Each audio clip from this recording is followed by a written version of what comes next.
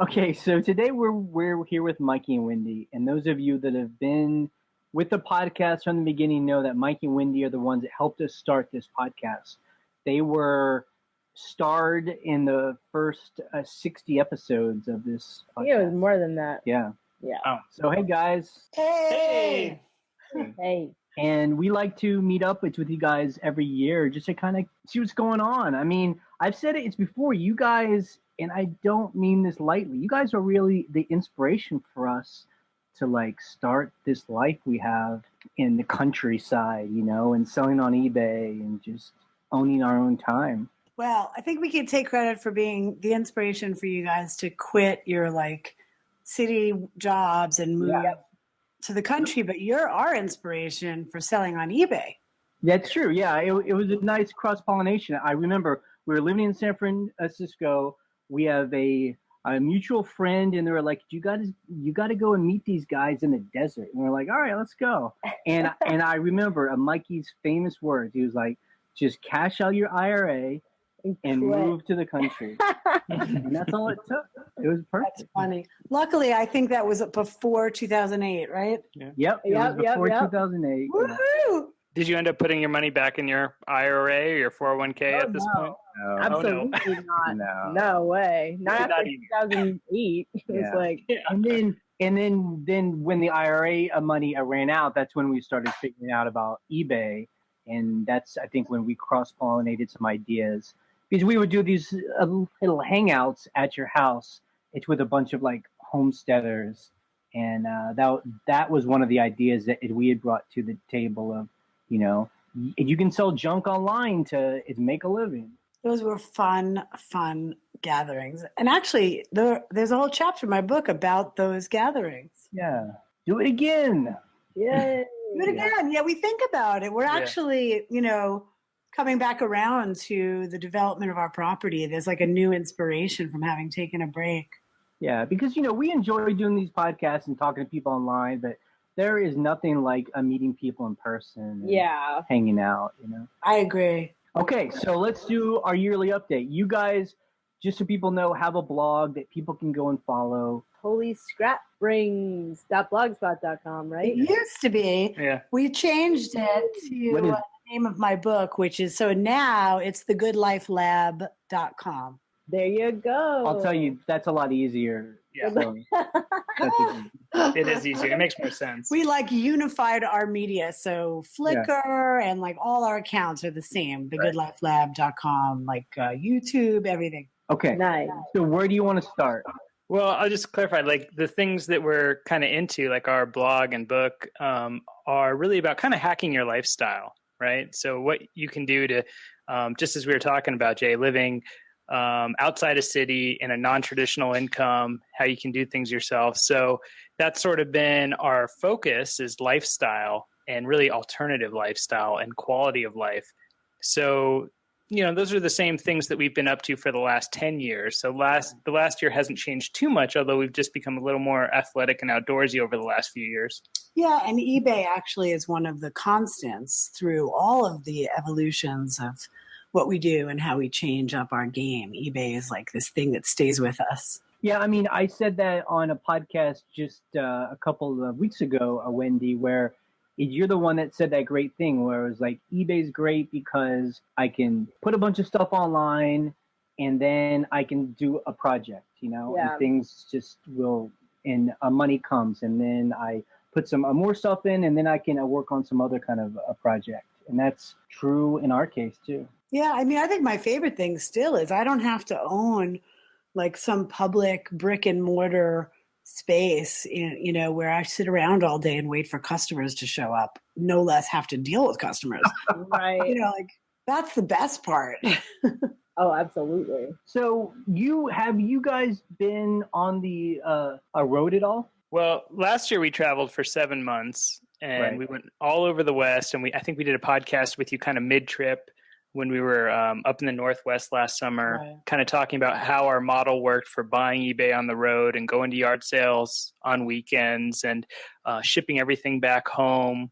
So we kind of worked out systems to travel almost endlessly, where we could sort of make enough on the road and send it back home and just not really lose money as we were moving around. And that's where you guys had that Honda where you slept in it, right? A Honda. Right. We modded out a Honda Element to have a platform bed.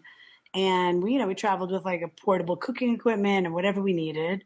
We pretty much like went from mountain trailhead to trailhead and, bathed mostly in rivers. And then on weekends we would go wherever we were. We would go into town. We'd, leave the wilderness, go to town, hit the breweries, hit the yard sales, very strategic about it. And then our formula was we had someone house sitting who we would ship everything we bought for eBay to, not before listing it. So we'd shoot it, we'd list it, we'd send it home. She would receive it. And our house sitter, part of her gig was she would ship anything that sold. Oh, wow. My God. Yeah, it was great. So we didn't charge her rent. She lives in our house for free. We even paid the utilities, the internet. So it was like a really fair exchange. Right. And we didn't have to train her too much. She had to know how to use the printer and how to pack things. But we actually generated all the labels for her. Yeah, we just sent her like PDFs or something. Yeah. That's incredible. And she was a good? Yeah, great. I mean, she killed some trees, but as far as eBay goes, she was great. She didn't tell us the irrigation was off, but but she was great at being a house sitter in general and shipping things and being good with customer stuff. The only issue that we had that was kind of an ongoing problem with that model for eBay was any returns we got, she would kind of throw into a pile. And the item, I'd relist it if I knew it was a return and had been sent back. So we would just have this weird communication problem when the item sold again. Like, where's the item? It's not on the shelves. It's like. Right. That's interesting. Now, so in the summertime where you guys are, it's hot. It's desert. No one likes to be there. So are you guys planning on taking off again? We do. We're not going to do the same sort of epic continuous travel, but we're going to do a lot of out and back. So already we're starting to strategize. Just, 3 hours north, we have Santa Fe, Los Alamos. We have Durango a couple hours past that. So we're going to do like a simpler version of going trailhead to trailhead, but we'll do out and back. Okay, got it. Yeah. So we have a sitter lined up who actually is a 17-year-old who's been working for us since he was 12. We call it homeschooling. Yeah. And we kind of trust him. We've got him other jobs in town, but he still does all my electronic shipping and kit soldering for our other micro business. So he's been with us long enough that we kind of trust him, even though a 17-year-old boy is a little scary thing to leave your house to. He's very innocent. Yeah. Now, if you guys, have been there for a long time now, a decade, and we talk on our blog about, it's moving to a rural area as a way to cut down costs. Now, having been there for a decade, are you still enjoying it? I mean, is this still a good thing for you? Yeah. I think, it changes our feeling about why and how we're here. But essentially, our bottom line being here is about a quality of life that we actually just can't get, in a densely populated area. And that has to do with like nature, access to beautiful nature, lack of crowds, simplicity, low cost of living. We added to that benefit by being off grid, growing our food. So we really, really have a very low cost of living. The downside, of course, is we're missing a lot culturally. But because the cost of living is so low and we've achieved that primary goal, we can actually afford to be pretty extravagant and leave a lot and for long distances. Like last summer, if you added up the travel, we were away for 7 months and we added that up and it was 12 years of someone with a 9-to-5 life's vacation. If you have 2 weeks of vacation, right? Like we do that all the time. So, it's very much a mixed bag. Aside from that, on the bigger picture, our town goes through swings, ups and downs. So, on the downs, it can feel a little depressing, but then there's an up and it's like exciting again. So we're always kind of riding that roller coaster. And then we're also looking at our property, this 1 acre, and looking for new inspiration around it. So like this summer, after finally getting a break after 9 years of continuous work and development, now we're inspired again. So the gardens are back and we're finishing a dome we started and abandoned like 4 years ago. So that's exciting and it feels good. Yeah, I mean, one thing that is new to us, I mean, that we've been kind of it's following the blog on, it's now you guys have become pretty hardcore outdoorsy athletic people, which is not the way we knew you when we first met. And and I don't mean like you're kind of just hanging out at the, going out and working out a little bit. But you guys are doing like marathons, ultra marathons. I mean, how's that going? I mean, are you still enjoying that? Yeah, I am still enjoying it, and Wendy is enjoying some of the racing she's done this year too. And I think the thing is we just kind of got a bug to be outside for long periods. And like for example, when we finish this call with you, we're going to go to the lake and watch the sunset. And tomorrow we'll go hike in the mountains just to enjoy a Friday, in the mountains. And I think we just became kind of obsessed with having more time out in wilderness and remote areas, and ultra running really fit well into that because you can kind of cover more ground and get back to your car and just see more stuff, which was really fun. So this year for me, I'm trying to run an ultra every month if it feels right. And so I've already done 4. Real quick, I mean, how far is that? So it's 50 miles, right? There's different distances, but typically it's 30 miles, 50 miles, 60 miles, and 100 miles are the kind of general breakdown of ultra races. But it's really just defined as anything over a marathon. Wow. I think it's sort of just become a way of life for us. We don't really think about it. We either get up and go swim or we get up and go hike, and it's just what we do. And, on a funny level, like at this point, my whole life, I was always like at the very smallest, I was like a 7. And I thought that was pretty great. And then, after I wrote my book, I sat on my ass for you. I was like a 10. And for the first time ever, I'm buying extra small. Like, I didn't even know my bones were that small. Like, but on a funny level, like, I had to rebuy my entire wardrobe, and I'm not willing to do that again. Like, I'm not going to change sizes in the other direction. We've also really enjoyed just kind of hanging out with other running scene stuff. Like, so you go to an ultra race, and it's a long race. It's like a whole day of running. So not only are you not going to drive home after these races, you're going to stay a night and camp there with your buddies, but you also probably came in a day early because they're in these remote areas in the mountains. So it tends to be kind of a 2 to 3 day long camping event, hanging out with your friends, drinking beer around the fire. So, I've really enjoyed going to these races and sort of making connections throughout our region. And you better have an alternative lifestyle to be able to do this. Yeah. Yeah. So everyone lives out of their truck and their vehicle. And well, I mean, I think that's what attracted us to you in the first place is that it's whatever you guys do. It seems like you guys, it's go head first into, and that's what makes it really interesting. Yeah, we've had to really continuously reinvent ourselves, and some of that just to, show the side you wouldn't see, which is like the celebration side of like, hey, look what we're doing.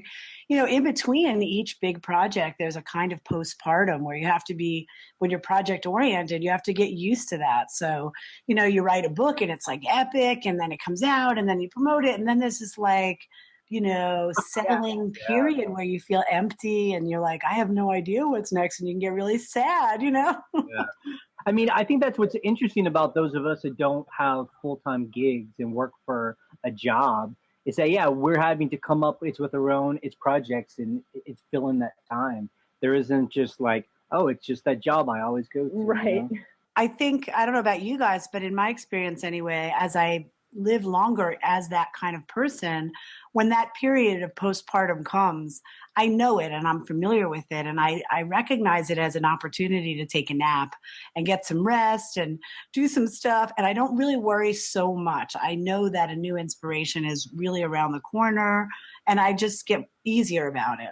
I mean, I got to tell you, that's a thing that seems to scare the hell out of a lot of people that come on our blog and they leave comments and they know they want to leave their job and they're making some money on eBay and they know they can do it. But it says that whole not having a schedule and not having security, and it's real. Talking about it's scary to people. Yeah, I think a theme for us this year, Jay, kind of on that topic of leaving the job and when to make that transition, has really been, if not now, when. Right. And I say that because we've lost so many friends to cancer just in the last 12 months. We're seeing people with like chronic illness just to the point where they've reached retirement, but they're just too sick to enjoy it. And or they die within 3 months of retiring. That happened twice to people we know this year. Yeah, and like our accountant we lost to this. And anyway, I bring it up just because, if not now, when? Just like cashing out the 401k or the IRA we talked about earlier, there's like a time in your life where you can really do a lot, and there'll be a time in your life where you can do less. And so I'm glad that my 30s were that time of like reckless experimentation and complete disregard for retirement, because it felt right to have that reverse retirement model. And honestly, becoming athletes has to do with resisting that tendency toward age and becoming decrepit and sick. I'm 10 years older than Mikey. There's only so many years you have to sort of catch that sedentary sort of disease that, Americans are prone to, and say, I'm going to get ahead of this. Yep. So, I'm 48. Like, if I just, sat for 10 years, it would be really, really hard to get ahead of it. So I got ahead of it now. I think that's really important. Well, it's photos I've seen. It's you guys. You guys look incredible. And plus, you look. So where do you fit eBay into all that then? How's that work for you? Well, eBay, we haven't been doing a lot of. I say that, like I listed some stuff today, and we both list a couple items each week. But what generally happens is we look at our accounts, we're like, oh, we're getting low. Yeah. And we're like, all right. Run out the door and buy some shit. Yeah, we're like, all right, Saturday, we're going out of town. Wake up at 5 a.m., drive to the next town. We're hitting sales. Like, we need some cash. And there's an immediate response. Immediate. Yeah, and of course we'll list 20, 40 items that weekend, and there's a bunch of sales cha-chinging away, and we're kind of caught back up again. It kind of revitalizes the stores. You list more, you sell more. But to give them numbers, right, to make this palpable for the listeners, I think my store has like 230 items, and I think my last 60-day number was like 2,500. Yeah, and mine's half the items in my last 60 days about the same, a little less, like 2,200 or something. So, between our two stores combined, it's not that much money. We're talking, $2,200 to $2,500 a month. That's not. But we're like total. Almost doing nothing. But we're doing it's just like a sort of a background thing for us. Yeah. Now I think that's interesting too. A lot of people, it's with a partner, but you guys have two separate stores and each find and list all of your own stuff, right? Yeah. And that really came out of travel. Like, we needed to open two stores to sort of manage things a little better. Right. We've played with ideas even about one store being for travel, one for here. Like, yeah. It's more about eBay limitations, And that too, yeah. Yeah, or having issues when we had accounts that had originally been hit very hard when eBay changed policies last year. Right. What were some of the terms that we got destroyed last year when they did that to us? Destroyed. Yeah, we had an incident where we went from 1,000 items to them delisting 800 of them indiscriminately. Oh my God. Yeah, because we lost our seller rating. Right. Yeah. And we weren't off by much, but their policy kind of hit, it came in. We were off by less than 1%. Yeah. So were you able to come back? In retrospect, I feel like it was a treasure. It was a good thing because I took the 800 items. I had to figure out which the items were, which was insane. Like, after that mental gymnastic exercise, I took 800 items in cardboard boxes. As it turned out, most of them had been in our store too long from when we started. We didn't know what we were doing. It was a bunch of crap. So I hauled it off to the local consignment store. I collected on that for a few months from that store. They sold a lot of it. And then what came in after that, what we bought, we had a higher bar, and it's better stuff. I think that's good. A lot of people, they have a bad dealing with eBay, and then they quit. Angry, and they quit, and they're just like yelling. I think my takeaway lesson was I was being lazy, and I had to, now I'm better at this, but as soon as something's going on, I don't just leave it alone and let it play itself out and wind up with a negative score. I manage it. I call eBay. I say, hey, wait a minute, and I make them get it right so that I'm not losing my seller rating. Right. You know what? I'm thinking about it right now. Do you guys still have that same? There's a thrift store there, and it's a great one, and they have a bag day sale. Oh yeah, we have that. Oh, I love it. That's a great story. Yeah. Yeah, we haven't been in a while. Usually, we just go out of town now. We kind of know, areas and other cities that are near us, and what time of year is good to go to Arizona versus northern New Mexico versus Colorado. So we sort of have routes we go to. The hotter it gets, the higher elevation we go to for sales. Well, because you don't put up so much stuff anymore, are you it's focusing on really high dollar stuff? Like, how does that work? Not really. I mean, we're definitely willing, because of your advice, to spend more to make more. You had given us that advice probably a year ago, and we listened, and we definitely started doing that, and it's been good for us. But I wouldn't say overall, with the exception of a small amount of stuff that fits that category, everything else seems to be like the law around eBay stuff from yard sales seems to be about $30, $40 if you're going to do volume in terms of resale. Yeah. But we've gotten really good, I think, in the last year of finding sales using Yard Sale Mapper and saying, this sale at the local church is a big community sale. They only have it once a year. Let's sleep out front in our car. Yeah, right. Let's pull up the night before and see what, let's be the first one there and really, make a go of it. And we've gotten better about kind of managing the people at the sale and be like, don't check out with that guy. He wants a lot of money. Absolutely. We know that technique. There's a church, a yard sale here in our town, and we're the first ones in the door, and we always buy bagfuls of stuff, and they just can't believe it. It's like 10 cents an item. They're like, shoes are 10 cents. I'm like, okay, I'll buy all of them. So we tend to just go for those bigger community sales and stuff now, or multifamily sales and stuff. We tend not to go for the individuals, or even a lot of the estate sales I let go, because I know the companies and I know what they want. Yeah. They want high prices. Yeah, high prices. Did we ever tell you about the lady in Santa Fe who we respected so much for tricking us? No. What? This lady had such a racket. It took us a while to figure it out, but then we realized it. She both had a real estate license and she sold on eBay. And she would take all her crap that she didn't sell on eBay. And when she had a house for sale, fancy Santa Fe, beautiful house, that was empty, she would bring all her eBay crap in there and set it in this beautiful context of a fancy house. So it all looked more expensive than it was. And she'd have a yard sale or an estate sale.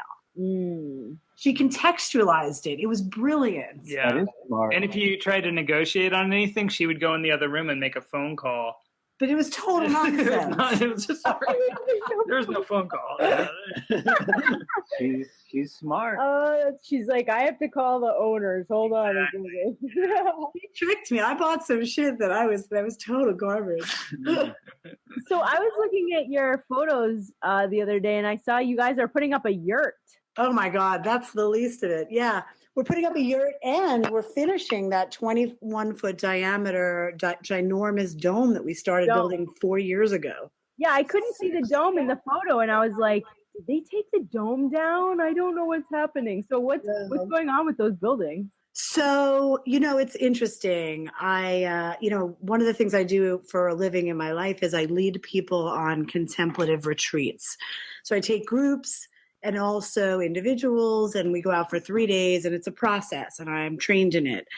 And it's what I love to do more than anything. So all of a sudden, kind of out of nowhere, a donor appeared and tapped me on the shoulder, literally, and said, I want to see you finish that dome and use it for retreat. Wow. And the funding just came, the entire thing, to finish this dome. Wow. Yeah. Tremendous. It came from a foundation. In parallel, I won't say too much detail, but I got a couple of gigs where I'm leading people who were famous and wealthy on these retreats who have a very big impact on the rest of the world through their work. So things just shifted. I made a commitment to that work, and in a minute, everything just switched and became, made me able to do it. So that's where, this year I'll probably spend all my time is basically focusing on billionaires and people with high impact. So, I know you've always done some of that. I mean, is this now becoming a big part of things? Big part of your time? Yeah. Even the organization that I was trained by has moved me up to faculty where I'm teaching and traveling to teach. I'll be teaching in Portland in July. So, I mean, I guess, it's like a natural evolution for me in that aspect of my life and career. But it's been like that for me and Mikey both. Like, he's having an interesting evolution in his work, which has, as you've noticed, been about diet and athleticism, but also still technical and geeky. Why don't you speak for that, sweetie? Tell them about your work with New York. Yeah, I just started working for our friends over at Adafruit in New York. Oh, really? Good. Oh, cool. And I came in as a biohacker for them. So that means I'm kind of working on self-improvement sort of thing. So it's weird for a hardware company to have that self-improvement angle. It sounds more like self-help. But, if you think about it, biohacking sort of breaks down between sleep and exercise, your mind, clarity of thought, and your metabolism, sort of diet and supplements. And that is an area they were interested in getting into from a quantified self view or from a monitoring. How can we build hardware to monitor some of those things? Because there's already a lot of... Go ahead. Right, because, that's a big thing right now. People having those, things on their wrist. Like the Fitbits. The Fitbits and all that. Exactly. So they kind of want the more DIY versions of how can we monitor, the blood and the breath and the urine or whatever, muscles and other things, and have even more devices because just counting your steps or how many hours of sleep is the beginning, but there's more. So I was building some hardware, a device called a ketometer that kind of measures how good a fat burner you are. And then Adafruit, our friends there, had kind of picked up on that I was building this, and they wrote me a letter asking if I would come and work for them and do the same, work along those lines for them in biohacking. So cool. That's great. I think, though, I want to tie this back, and not just for sake of the theme of the podcast, but because it's true, to what we were saying earlier, which is, when you first make that step away from security and what everyone else is doing and the herd mentality, and you sort of walk off the cliff with a leap of faith, it's that continued trust in yourself, essentially, like that you will have interests. You may not even know what they are because they've been buried by the world and your job and all that crap. But when you give yourself the time and the patience to wait and trust, nature, essentially, that it'll show up. Yeah, I'll even add to that in the sense of, in our experience, so few people actually just start doing things that are interesting for it's themselves, that there's few of us out there. And so if you're doing something really cool, it's a very attractive to organizations, employers, groups, whoever, other people.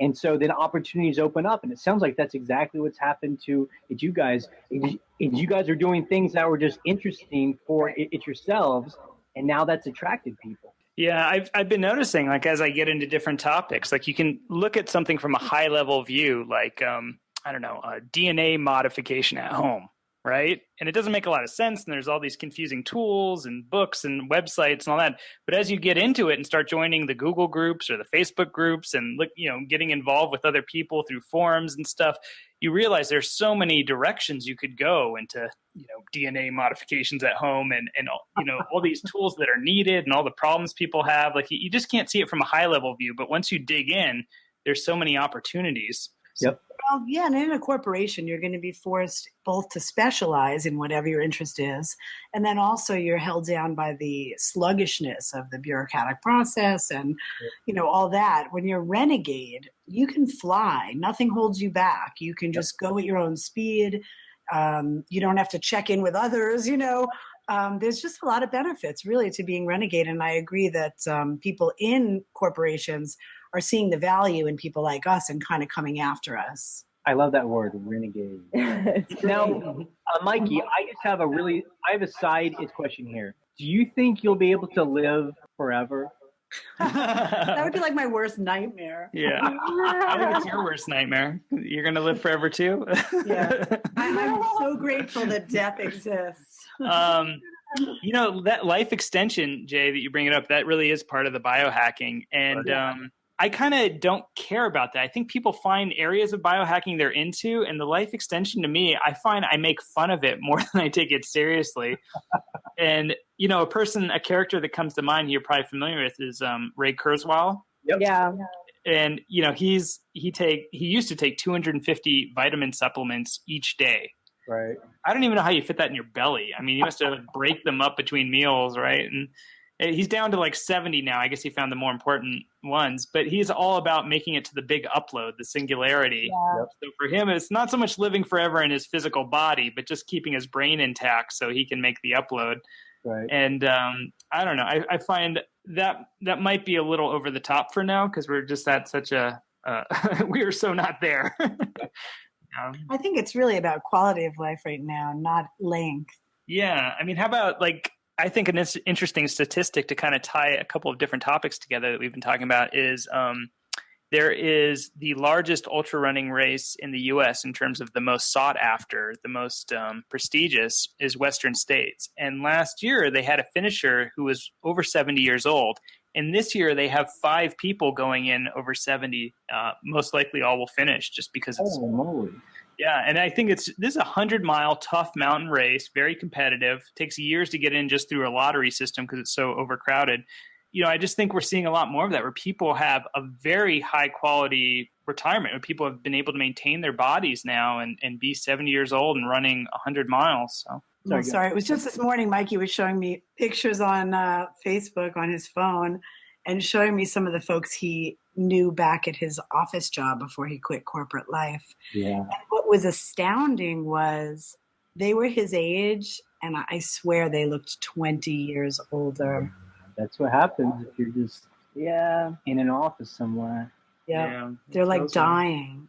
So real quick, going back to the a year in that building. So are you guys just building that to run workshops, or are you going to rent it out at all? Primarily, it's for me to have people who come here for 3 days to be led on a solo contemplative retreat. That's my primary use. I'm going to play with similar models, but different, like consider writers who want a month-long retreat where they just need space. I'm not so keen on the more open models like Airbnb. We might play with it a tad, but I'm going to try to be a little bit more focused. Why is that? I mean, you guys are the ones that had that idea way back when. I think you guys started that idea for us. Yeah, guys, maybe you can help us and tell us why this is the case. But we have this problem, which I think is somehow unique to us. I don't know.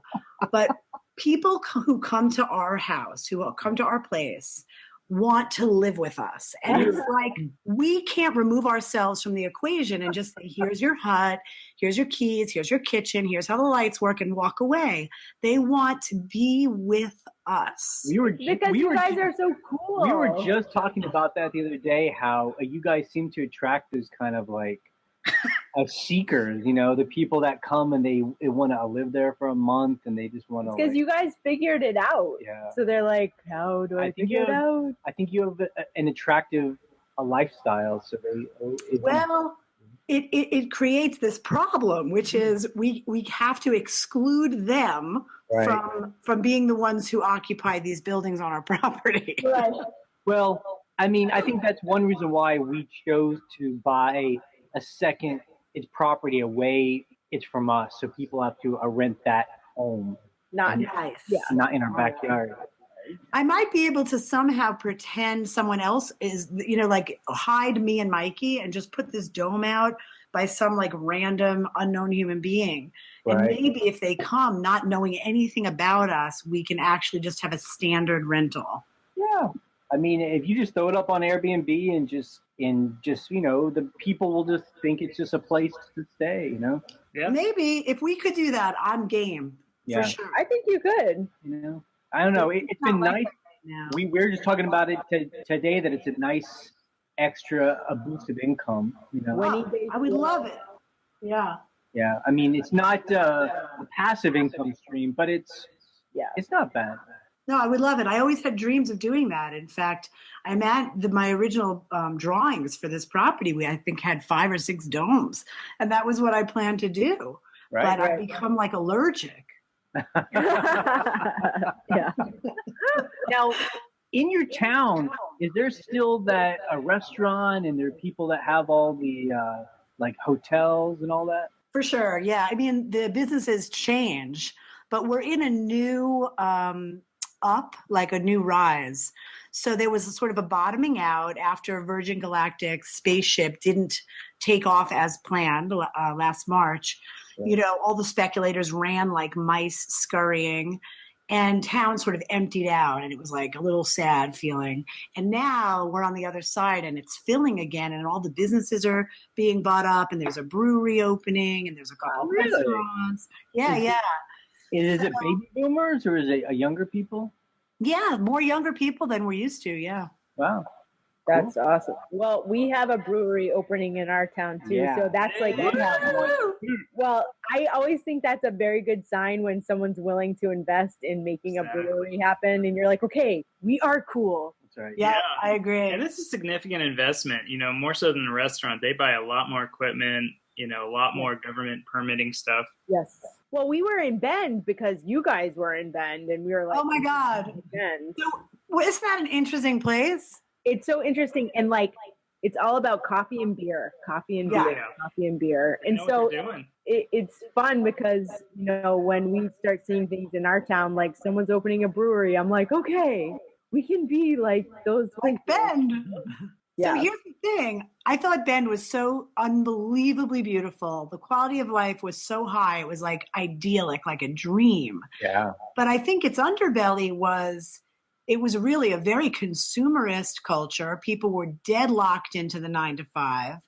And I felt like the athleticism had gotten so over the top that they were like doing it in this manic way where they didn't necessarily even like it. Yeah. I think the other problem too is just that the buy-in is just way too high. I mean, to have to afford $300,000 just to start is too much. Right, and that's in a remote area of Oregon, and the town that only offers so many jobs outside of service jobs.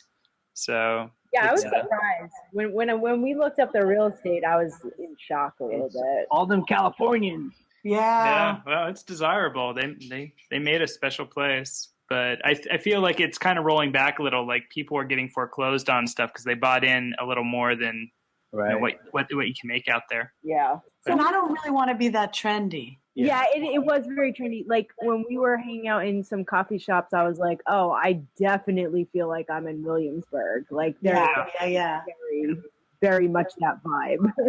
Yeah. Like cool. That was a fun town for us, and I think of our road trip. We spent 3 weeks there last year, and I think that's what I'll miss the most this summer if we don't go back up that way. Those alpine lakes are legit. Yeah, it's really beautiful there. We really loved it there too. I didn't want to leave. Did you guys ever go to Telluride? No, I've never been there. It's another like epic, stunning, incredible place that is like nowhere else, but it also has its like weirdness, like. You know, it's in Colorado, and I'm from New York, so I could say this. I was like, the main problem with this place is it's filled with New Yorkers. It was like 80% New Yorker, like Jersey, Wealthy New York. Yeah, it's big money too. Yeah, that's a pretty fancy town for sure. So, Mikey, you were talking a little bit about your microprocessor business. Are you still doing that? Like having, like you said, your teenage friend like helping you? And still making like a kits and selling them online?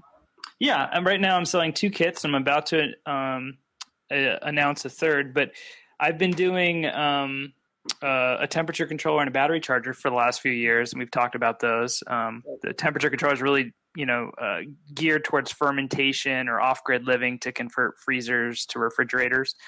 And the battery charger can revive older batteries. But now, and those have been selling well, even more, over time, it seems like sales just slowly increase on that, which is great. Because for me, that actually has become pretty passive. I just make sure I can buy the parts, and then my teenage buddy assembles them and ships them out. And that's fine. So now he's kind of being trained up on the next one, which is the breath tester that just says how good a fat burner you are.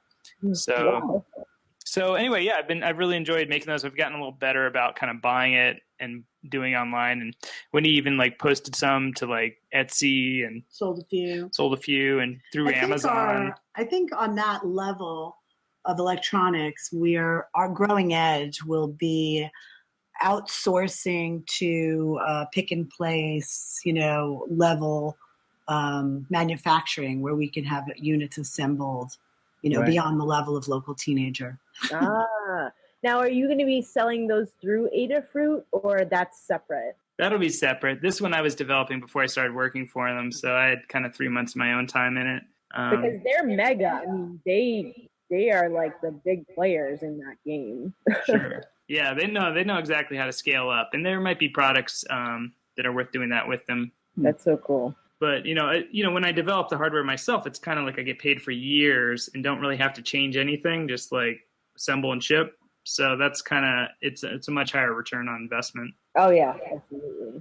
I will say just how I am very impressed how, it's been a long time now. I mean, over 10 years, and you guys have still been really just hardcore about just keeping learning and changing, still into having a good food and diet. I mean, that's a big deal. A lot of people don't do that. There's a saying, life is as interesting as your interest in it.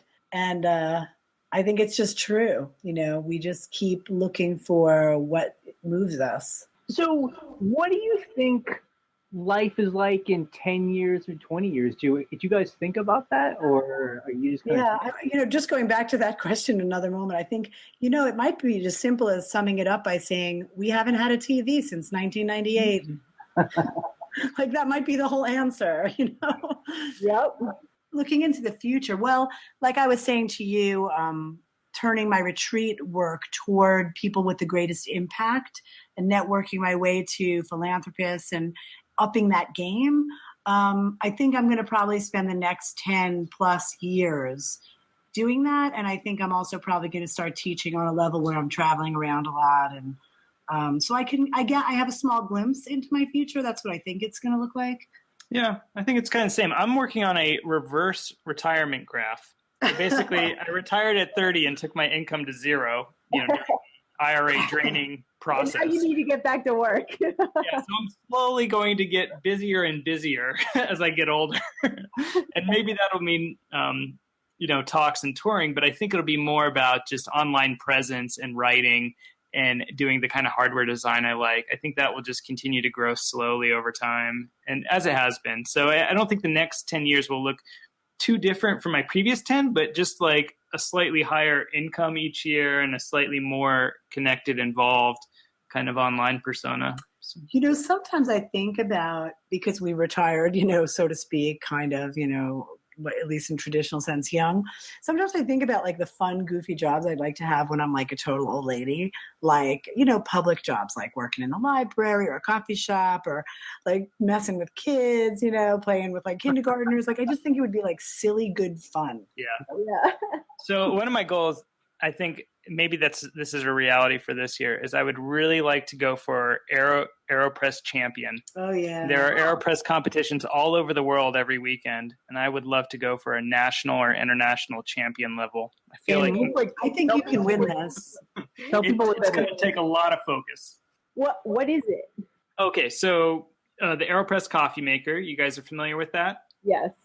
Okay, so it's like a plunger coffee maker made by the guy who made the Arobi frisbee vacuum thing. It's not vacuum, frisbee thing. Oh. Anyway, there are competitions because at most high-end coffee shops, you can order an AeroPress or a pour over or, other high-end forms of coffee making.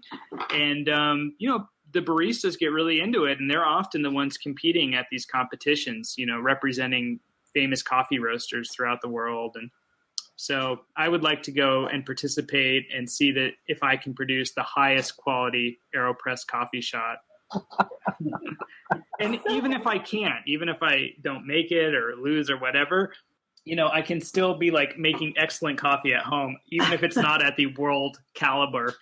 He makes a seriously unbelievable cup of coffee. Yeah. So anyway, I actually, all right. So here's what's great about the AeroPress World Championships. They save the data. They save the data from all the competitions about how many grams of coffee they used, what the water temperature was, the steep time, how they stirred the coffee, right? All that saved. So I've been averaging it all out and looking for like what's the perfect mean. So I've been studying. Wow. So what happens if you win? You win a gold-colored AeroPress and a Roby. Basically, a frisbee that goes really far. Yeah, I mean, people would bow down to you in any coffee shop. Well, now I feel like my coffee is probably horrible compared to yours. Seriously, you should just come over and have a cup of coffee. It's crazy. Okay, I think it's on our blog, Ryan, thegoodlifelab.com. I think you will find my AeroPress stats that I have compressed together, and that might be a good starting point. It will take an $18.95 investment to buy the AeroPress, but I think after that, you're pretty much good. So I guess my last question is, since a lot of people are hearing this because they sell on eBay, I mean, did you ever imagine a time when you'll just stop selling on eBay because you're making money from all these other projects and, you don't have time? I don't know. I kind of feel like even the recycling part of me wouldn't drop it because, essentially one of the things that got me started in the first place with my interest was I don't like things to make their way to the waste stream and the landfill. And I love saving things from that and cleaning them up a little and like putting them back in the world where they're going to be loved. I love respecting good quality objects. So I think that part of me will do it forever. Yeah, there's no way, Jay, we're ever going to stop eBay because here's what happened yesterday. We were driving to our favorite running spot, right? We get in the car because the river's up and in the way. We actually have to drive this time of year. And we're passing a dumpster at like 20 miles an hour, and Wendy like slams on the brakes and backs up and pulls over. And do you know what she saw? I found a vintage 4x6 wool Navajo handmade, hand-dyed rug. She saw it from like 60 feet away, driving at this incredible speed. And like, oh no, I think we would see I that. believe it. Yep. Exactly. It's like once you have the eye, you can't stop. And then there's no turning back. I know things. Yeah. And we don't need a filthy Navajo blanket in our life, so eBay needs it. That's the thing. So I rescue this beautiful thing from going to the trash, which should never go to the trash. It's a beautiful object. I rescued it, but I don't want to keep it. I'm full. I got crap everywhere. I have to sell it. Yeah. Yep. Yeah. I mean, that's cool. I think just for a lot of people who are just starting out or just thinking about quitting their job, I mean, I always have to remind people that it takes time to build a good life, I mean, you guys sound really happy, but, I know it's taking time. But the good thing is it can happen, You can get that time. It's not real. It's not a good life. It's not real unless it's always a moving target. Right. As we traveled last year, we actually get pretty lonely traveling around, just sort of indefinitely. I don't know, when you guys traveled to Bend and other places, like, is there a point where you're like, well, it's just you and me hanging out together still? No, because we're like that all the time. Yeah. Well, everyone else is like living their lives. Their kids are coming and going. They have their weekends. Their husband's off at work. And then there's you, and you don't live there and you don't know anyone. You're not friends with anyone. And in a way, travel's lonely. You're always stuck on the outside. Yeah. Yard sailing in these foreign towns, instantly you connect to the person running the sale. You connect to the other people at the sale. Like, it is, full on engagement Friday morning, Saturday morning. I mean, yard sailing is a full contact sport. Yeah. You learn about the area. Exactly. Yeah. You have friends after. Oh my God. Remember what we were doing to see what is this area good at getting rid of? Like, what's the valuable object that winds up in the trash? By using eBay and searching? Yeah. Yeah. We would basically search for the most expensive items in an area and see. By zip code on eBay. Yeah. You guys have done that, right? You go to an area. Yeah. And it's different. It's really different. The Northwest, it was mostly musical instruments, like around Seattle, and wristwatches like Rolex and stuff. Those were the high end. Then there was handbags, and then there was audiophile stuff. Yeah, like in Los Angeles, it'd be all clothing. The super high end brand. Yeah. Well, if you guys ever feel like it, we'd love to do a meetup at your house, or if you're on the East Coast, come on down. We got some houses. See? Even you guys want to move in. I'm teasing. We would love to have you. Cool. All right, guys. Thanks. That was a lot of fun. Bye.